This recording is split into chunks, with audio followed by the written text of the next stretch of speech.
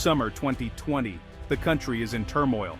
Pandemic, protests, and a president obsessed with sending federal troops into cities like Chicago. Trump painted Chicago as a war zone, demanding federal intervention. But Illinois Governor J.B. Pritzker stood up and said, "No." He made it clear that there was no insurrection in Chicago, just protests, not a violent uprising. Calling it an insurrection was a wild exaggeration meant to justify a military response. Pritzker was firm. If Trump sent in troops, he'd fight it as a hostile act. He told the president, "Thanks, but no thanks. We don't need your federal agents terrorizing our residents." This was more than politics. It was a defense of state rights and civil liberties. Chicago has its own police, its own officials, and its own imperfect system for handling problems. The idea of unmarked federal agents snatching people off the streets was un-American. Pritzker warned, this would only create more chaos, not less. He was right. This wasn't a rescue, it was an invasion, and the governor drew a line at Illinois' border. The message, Chicago can handle its own. Federal intervention would only escalate tensions. The governor's stand was a rare moment of backbone in a chaotic summer. He defended not just Chicago, but the principle that local communities should control their own streets. In the face of federal overreach, Pritzker became the first line of defense, and the battle for Chicago's autonomy had just begun. Why send in the feds? It wasn't about safety, it was about politics. The Trump administration needed a villain for the election, and cities like Chicago fit the bill. Federal agents, many from border agencies, were repurposed as a domestic political army. These agents, trained for border conflicts, suddenly patrolled city streets in camouflage and unmarked vehicles. They looked less like police, more like an occupying force. The goal, intimidation, not de-escalation. It was all about optics for campaign ads. Chicagoans became props in a political drama. Civil rights groups and lawyers sprang into action, challenging the legality of the deployment. The federal government has no authority to police cities without local consent. The administration wanted chaos. More conflict meant more footage for the law and order narrative. The safety and rights of Chicagoans were collateral damage in this political theater. It was a cynical, dangerous abuse of power. Federal law enforcement became a personal militia, not a public service. The city was caught in a high-stakes game, with its people paying the price. Despite warnings, federal agents arrived, CBP's BORTAC unit and ICE, trained for border operations, not city streets. Their presence was felt immediately, not by stopping crime, but by spreading fear. No name tags, no badge numbers, no local accountability, just a ghost force in unmarked vans. This wasn't policing, it was intimidation. Operation Legend, supposedly about fighting violent crime, instead targeted protesters. The agents escalated tensions, treating demonstrators as enemies. Chicago now had two police forces, one local, one shadowy and unaccountable. Local leaders were left in the dark, learning about raids after the fact. Trust between the community and law enforcement was shattered.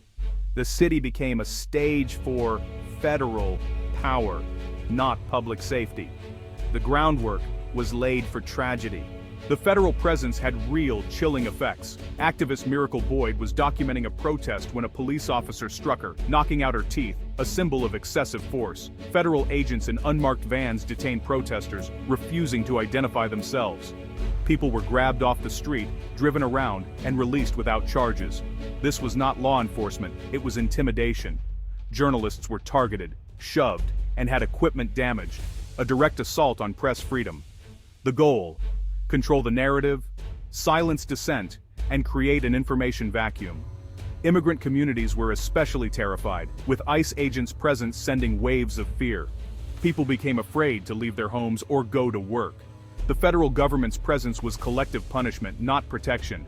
Fear became a weapon, turning daily life into anxiety. Chicago wasn't safer, it was a city under siege. The message was clear. Dissent would be met with force. The cost was trust, safety, and basic rights. The worst came in South Shore. On August 27, 2020, ICE agents raided a neighborhood, helicopters overhead, tactical teams on the ground. Their target, a warrant. The result, the death of Silverio Villegas-Gonzalez, a 65-year-old grandfather, shot in his own home. ICE claimed he was armed. His family said he was unarmed and innocent. The raid was meant for someone else. He was collateral damage. The community was left traumatized, demanding answers that never came. No coordination with local police, no transparency, no accountability. Residents felt like they were in a war zone, their neighborhood treated as hostile territory.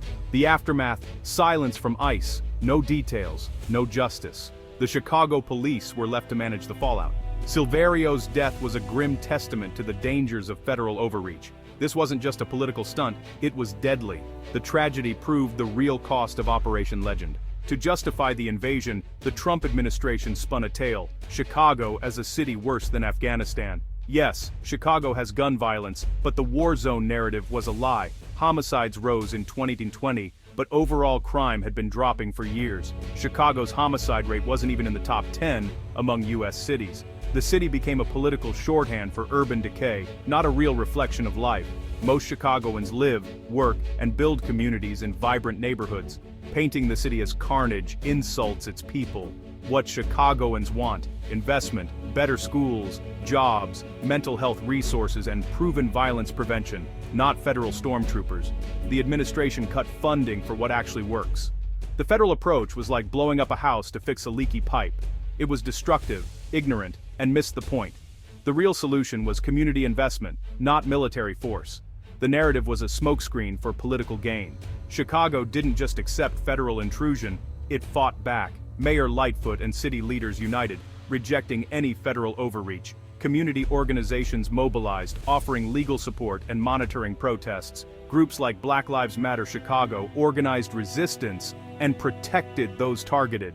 Legal challenges forced the administration to defend its actions in court. The lawsuits limited the federal deployment's scope and duration.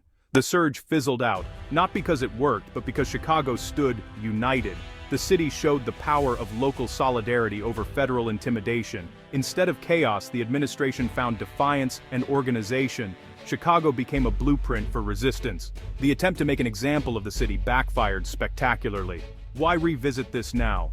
Because 2020 was a stress test for American democracy, and it revealed dangerous cracks. The episode showed how easily federal agencies can be weaponized for politics. A president can declare a crisis and deploy a paramilitary force against citizens without local consent. The lack of accountability is chilling. An innocent man killed, protesters beaten, journalists assaulted, and no real consequences. This sends a message. Federal agents can operate above the law. That's tyranny, not democracy. Civil rights aren't theoretical. They're the barrier against authoritarianism. The right to protest, to be free from unreasonable searches, to a free press, these are fundamental. Suspending those rights for one group puts everyone at risk. Chicago's story is a warning. Our institutions can be turned against us. The only defense is a vigilant, united citizenry willing to say, not here, not now, not ever.